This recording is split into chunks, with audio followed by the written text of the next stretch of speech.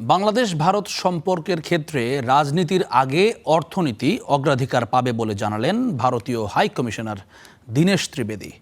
সোমবার সচিবালয়ে বাণিজ্যমন্ত্রী খন্দকার আব্দুল মুক্তাদিরের সঙ্গে সাক্ষাতের পর এই কথা জানিয়েছেন তিনি। এ সময় বাণিজ্যমন্ত্রী বলেন, ভিন্ন রাজনৈতিক প্রেক্ষাপটে ভারতের সাথে দ্বিপাক্ষিক বাণিজ্যে কিছু বিধিনিষেধ আসলেও বিএনপি সরকার দ্বিপাক্ষিক সম্পর্ক এগিয়ে নেওয়ার চেষ্টা করছে।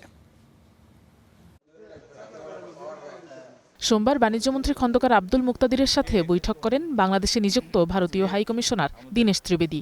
পরে বাণিজ্যমন্ত্রী জানান, ভারতের সাথে বাণিজ্যিক সম্পর্কে গতি আনা, নতুন বিনিয়োগের সুযোগ ও ক্ষেত্র খুঁজে বের করা এবং দ্বিপাক্ষিক সম্পর্ককে এগিয়ে নেয়ার চেষ্টা চলছে।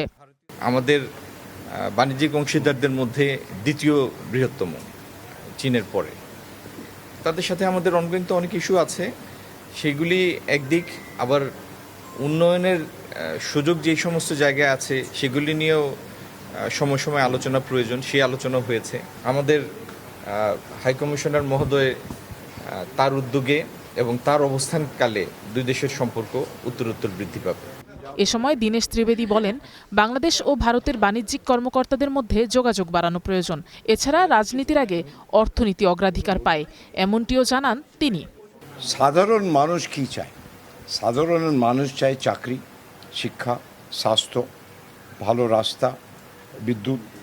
আর এইটা হতে পারে যখন বাণিজ্য, বিজনেস টু বিজনেস।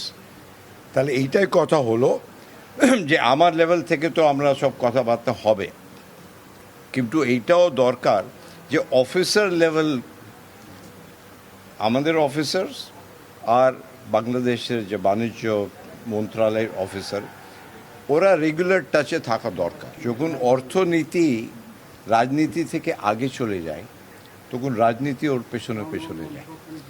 অর্থনীতি হবে লোকেদের উন্নয়নের কাজ। বৈঠকে দুই দেশের অর্থনৈতিক ও বাণিজ্যিক সম্পর্ক আরও শক্তিশালী করতে বিভিন্ন বিষয়ে আলোচনা হয়। Afroza Lamia, star news, Dhaka.